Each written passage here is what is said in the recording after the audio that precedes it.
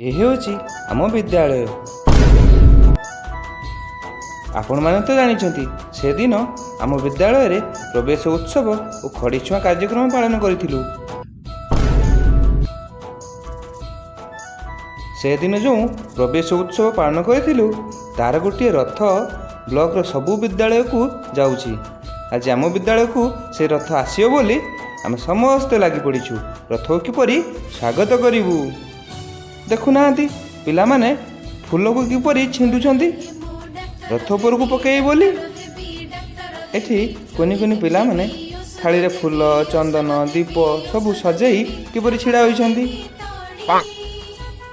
ଏଠି ଟିକେ ଭଲସେ ଭିଡ଼ିଓ କରୁଥିଲି ଆଉ।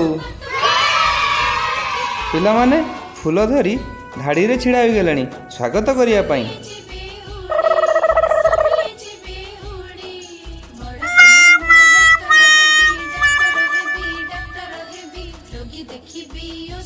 ଝିଅ ଛୁଆ ବି ରେଡି।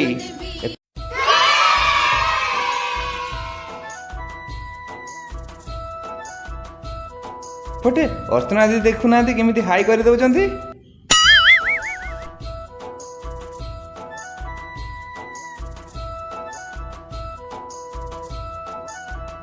ଏଠି ଏମାନେ ଭିଡ଼ିଓକୁ ଲାଇକ୍, କମେଣ୍ଟ, ସବସ୍କ୍ରାଇବ୍ ଏବଂ ସାଙ୍ଗମାନଙ୍କୁ ସେୟାର କରିବା ପାଇଁ କହୁଛନ୍ତି। କ'ଣ ଆପଣମାନେ କରିବେ ତ? ଏହାରି ଭିତରେ ରଥଟି ଆସି ଗେଟ୍ ପାଖରେ ପହଞ୍ଚିଗଲା ଆଉ ପଦୁ ସାର୍ ରଥ ଭିତରକୁ ପ୍ରବେଶ କରିବାରେ ସାହାଯ୍ୟ କରୁଛନ୍ତି। वाह क्या सीन है।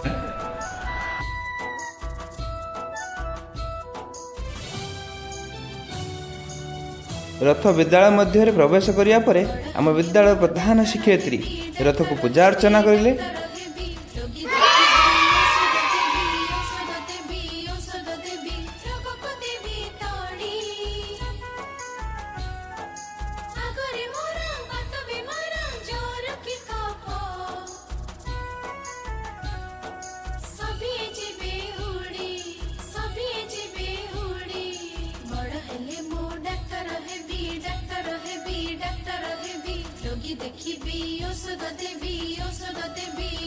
ତାପରେ ଦିଦି ନଡ଼ିଆ ଫଟେଇବେ ବୋଲି ଯାଉଛନ୍ତି କିନ୍ତୁ ପଦୁ ସାର୍ ମନା କରୁଛନ୍ତି।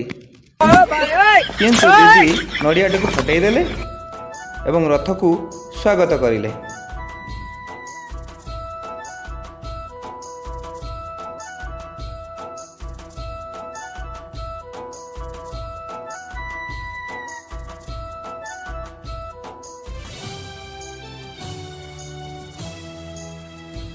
ରଥଟି ବିଦ୍ୟାଳୟ ଭିତରକୁ ପ୍ରବେଶ କରିବା ସମୟରେ ସମସ୍ତ ପିଲା ରଥ ଉପରକୁ ଫୁଲ ଫିଙ୍ଗାଉଥିଲେ। ଦେଖୁନାହାନ୍ତି ଫୁଲ ଫିଙ୍ଗାଇଲା ବେଳେ କେତେ ସୁନ୍ଦର ଦେଖାଯାଉଛି ରଥଟି।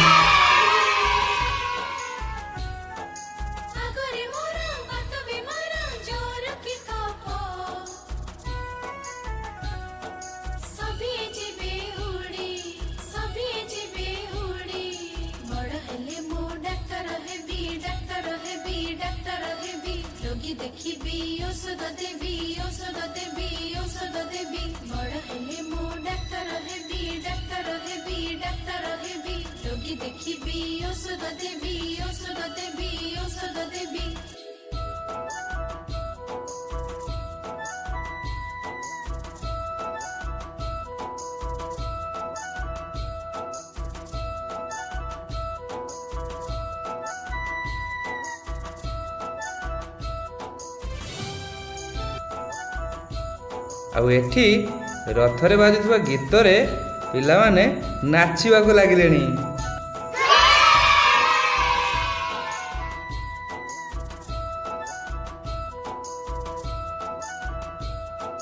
ପରିଶେଷରେ ପ୍ରଧାନ ଶିକ୍ଷୟିତ୍ରୀ ଏବଂ ଅନ୍ୟ ସାର୍ ଦିଦିମାନେ ମିଶି କୁନି କୁନି ପିଲାମାନଙ୍କ ସହିତ ରଥ ଆଗରେ ଫଟୋ ଉଠାଇଲେ। ଆଉ ଶେଷରେ ରଥକୁ ଆମେ ସମସ୍ତେ ମିଶି ବିଦାୟ ଦେଲୁ। ଯଦି ଆମର ଏହିଭଳି ଭିଡ଼ିଓ ଆପଣମାନଙ୍କୁ ଭଲ ଲାଗୁଛି ତାହେଲେ ଆମ ଚ୍ୟାନେଲକୁ ସବସ୍କ୍ରାଇବ୍ କରନ୍ତୁ, ଲାଇକ୍ କରନ୍ତୁ, କମେଣ୍ଟ କରନ୍ତୁ ଏବଂ ସାଙ୍ଗମାନଙ୍କୁ ସେୟାର କରନ୍ତୁ। ରହିଲି, ନମସ୍କାର।